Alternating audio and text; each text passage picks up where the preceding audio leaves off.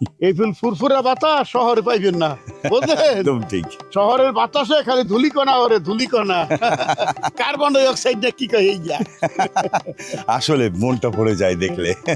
এই যে দেখেন ভাই, এই যে পানি দেখতেছেন, ওই যে কথাই আছে না, ওই যে কবি সাহিত্যিকরা বলছে ধান নদী খাল এই তীরে বরিশাল। আরে কি খাল কমু নাকি গান কমু বুঝতে পারতেছি না। এই যে বিলটা দেখতে আছেন, এই যে ইরি ধান কাটতে উঠানোর পর তারপর বড়ু ধান লাগাইছি। বড়ু ধান মানে ঘরে আইতে আইতে কিন্তু পানি চলে আইছে, লগে মাছও চলে আইছে। 7 দিন আগে যদি আসতেন বলে মারছিলাম, আপনার সাইজ দেখছেন।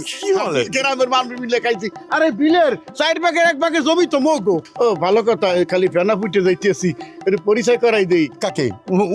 উনাকে তো চিনি, উনি মাস্টার সাহেব। মাস্টার সাহেব হ্যাঁ তো চেনে, যে কার মাস্টার হ্যাঁ তো জানেন না? হ্যাঁ, হাবুর মাস্টার, হাবু যে বিদেশে গেছে, এর সমস্ত কৃতিত্ব এই হুদা স্যার আর হচ্ছে কুদরত স্যার, একদম তো আল্লাহ তাআলা হেরে লই গেছে দুনিয়া দিয়ে। হ্যাঁ, এগো ঋণ কোনোদিন মুই শোধ করতে পারবো না। বলতে পারেন যে হাবুর শেকর হলে। হ্যাঁ তাই নাকি? স্যার আসসালামু আলাইকুম। ওয়ালাইকুম আসসালাম। সিসি, আপনি আমারে স্যার বলতে আছেন? আপনি হইলেন এত বড় একজন শিল্পপতি, হাই লেভেলের মানুষ, আপনি দয়া করে আমার স্যার বলবেন না। কেন বলবো না? আপনি হচ্ছেন আমার একমাত্র মেয়ের জামাইয়ের শিক্ষক।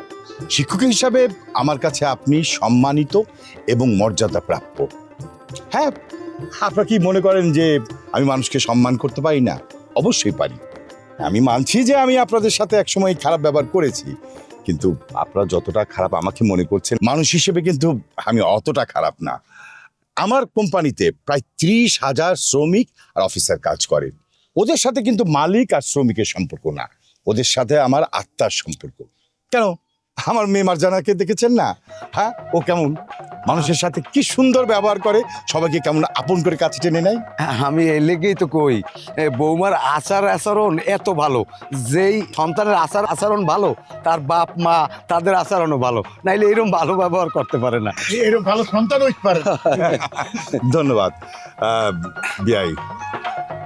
আপনাদের এই গ্রামটা দেখে কিন্তু আমার একদম মনটাই ভরে যাচ্ছে। হ্যাঁ, ছবির মতো একটা গ্রাম। আমার তো লন্ডনে যে বাড়ি আছে, গাড়ি আছে, অফিস আছে, সেগুলো তো আমার বড় ভাইয়ের ছেলে সাকিব দেখাশোনা করে। আমার ভাগনা রহমত, ও তো সবসময় ফোন করে বলে যে মামা আপনি চলে আসেন, আপনি কিসের জন্য বাংলাদেশে পড়ে আছেন, এখানে এসে সেটেল হয়ে যান, আপনার অফিসে দেখাশোনা করেন। আমি বলছি না, আমার ভালো লাগে না। হ্যাঁ, মাঝে মধ্যে আমি যাই, বিদেশ যাই, ঘুরি, কেউ কয়েকদিন থাকি, তারপরে আবার দেশে ফিরে আসি। একসময় দেখবেন যে আমার সিদ্ধান্ত চেঞ্জ হয়ে গেছে। আমি সারাটা জীবন আপনাদের সাথে এই গ্রামে থেকেই গেলাম। কি আপনি স্বপ্নে যাইতেছেন নাকি? ওই তো কল্পনা করতে পারতেছি আপনি একই বলতেছেন। আপনি যদি গ্রামে এসে থাকেন, মোর মতো খুশি আর কেউ হইবে না। তাই তো মন চাচ্ছে। সম্পদ তো আর কম করিনি। হ্যাঁ, তার তো সম্পদ দিয়ে কি হবে? হ্যাঁ, এই যে প্রকৃতির মাঝে অর্গানিক ফুড, নদীর মাছ, হ্যাঁ, শাক সবজি, তাজা ফলমূল, এসব কোথায় পাবো? হ্যাঁ, সারা জীবনটা তো কাটাই দিলাম যে কংক্রিটের ভিতরে, শহরে, ধুলোবালির মধ্যে।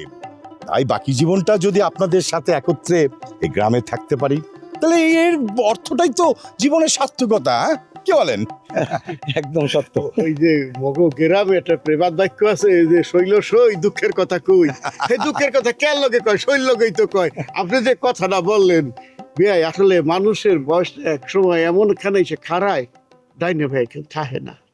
এই যে আপনি আর আপনি তো শ্রমিক লইয়ে থাকেন, কর্মচারী লইয়ে থাকেন, মুই কারণে মরতে করে মুতে আল্লাহ হয়ে গেছি। এখন নামাজ কালাম পড়ে মোর সময় কাটে ভাই, আল্লাহ বিল্লাহ করে। আপনি যদি মোর লগে আইন, এই গ্রামে যদি আইন, হ্যাঁ, বাকি জীবন 2 ভাই মিললে বিয়ে থাকবো না, ভাই হয়ে যাবো একটা মিললে দিলে থাকবো আনন্দের সাথে। আপনারা কি খালি 2 ভাই থাকবেন? আমিও তো একা, আমিও তো এখন রিটায়ারমেন্ট হয়ে গেছি। তা আমি চাইতেছি আমরা 3 ভাই মিললে আমরা আনন্দ ফুর্তি করে বাকি জীবনটা চালাই দেব। অবশ্যই আমি আপনাদের সাথে থাকবো। আমি তো আপনাদের কথা দিয়েছি যে এই গ্রামে আমি একটা হাসপাতাল আর কোল্ড স্টোরেজ করবো। 2 মাসের মধ্যে আমি কাজ শুরু করে দেবো। তারপরে আমরা 3 জনে ঘুরবো, ফিরবো, আড্ডা মারবো, ফাইনালি এই গ্রামেই আমি থেকে যাবো। হাসপাতাল লইয়া, কোল্ড স্টোরেজ লইয়া দিন কেটে যাবে, আর রাত্রে বেলায় এই গাঙ্গের ঘরে বইয়ে গল্প করবো। চলো চলো চলো।